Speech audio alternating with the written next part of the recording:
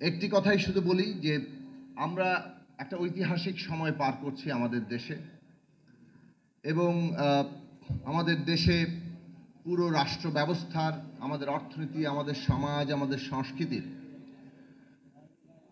সংস্কার এবং একটা বলতে পারেন একটা বড় গণতান্ত্রিক রূপান্তরের সংগ্রামে আমরা নিয়োজিত। আমরা সেই কাজটা এগিয়ে নিয়ে যাওয়ার জন্য সকলেই যার যার সাধ্য অনুযায়ী চেষ্টা করছে, বিশেষভাবে যারা ফ্যাসিবাদ বিরোধী সংগ্রামে ছিল। আমাদের সামনে সংস্কার নির্বাচন এবং এই সংস্কার নির্বাচনের প্রক্রিয়ার মধ্য দিয়ে একটা গণতান্ত্রিক বাংলাদেশ, একটা নতুন রাজনৈতিক বন্দোবস্ত প্রতিষ্ঠার চ্যালেঞ্জ আছে। সেই চ্যালেঞ্জের মধ্যে আমাদের পদ্ধতিগত জায়গাগুলোতে রাজনৈতিক পক্ষগুলো একটা ন্যূনতম ঐক্যমত্যে আসা দরকার। আমাদের মধ্যে অনেক দ্বিমত থাকবে একটা গণতান্ত্রিক সমাজে, সেটাই অত্যন্ত স্বাভাবিক। কিন্তু আমাদের মধ্যে যে জায়গায় ঐক্য আছে সেই ঐক্যকে সংহত রেখেই যাতে আমরা দ্বিমতের জায়গায় লড়াই করি। আজকে বাংলাদেশ এমন একটা চ্যালেঞ্জের মুখে যেখানে একটা গণতান্ত্রিক রূপান্তর ঘটানোর জন্য জনগণের প্রতিনিধি আকারে রাজনৈতিক দলগুলো, যদিও রাজনৈতিক দল মাত্রই একমাত্র জনগণের প্রতিনিধি নয়, কিন্তু রাজনৈতিক দল জনগণের গুরুত্বপূর্ণ অংশ। কাজেই প্রাথমিকভাবে রাজনৈতিক দলগুলো যেখানে সর্বসম্মত হচ্ছে সেইটা আমাদের জাতীয় সনদ হবে, এইটার উপরে আমাদের পদ্ধতিগতভাবে দাঁড়ানো দরকার।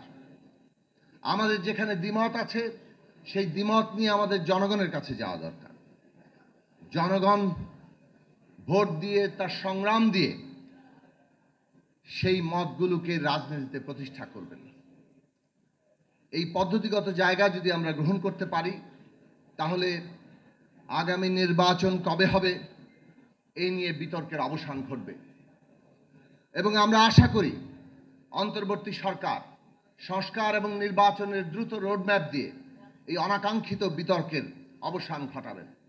অন্তর্বর্তী সরকার গড়ে উঠেছে এই সকল রাজনৈতিক শ্রেণী পেশা এবং বিশেষভাবে আমাদের আন্দোলনে ভূমিকা রাখা ছাত্র সমাজ, আমাদের শ্রমিক জনগণের সকলের সমর্থনের ভিত্তিতে।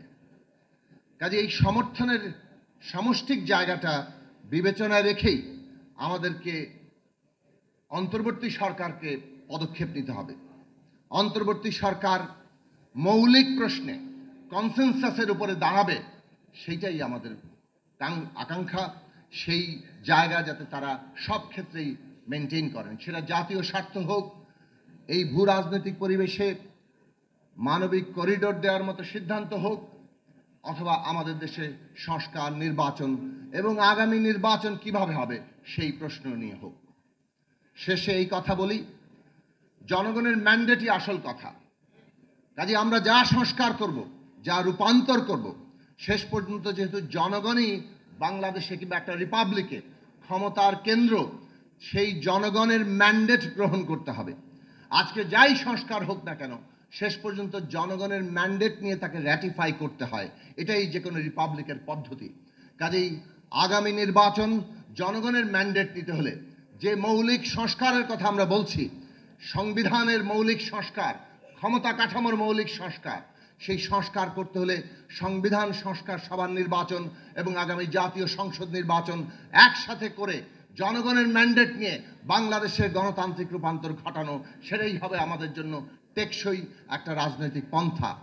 এই কাজে আমরা ন্যূনতম ঐক্যমত্যে পৌঁছাবো। ঐক্যমত্যই হবে আমাদের পথ পরিক্রমা এবং এবি পার্টি সেই ঐক্যমত্য তৈরিতে তাদের ভূমিকা রাখবে, সেই আশাবাদ রেখে আপনাদের সবাইকে আবারও সালাম, শুভেচ্ছা জানিয়ে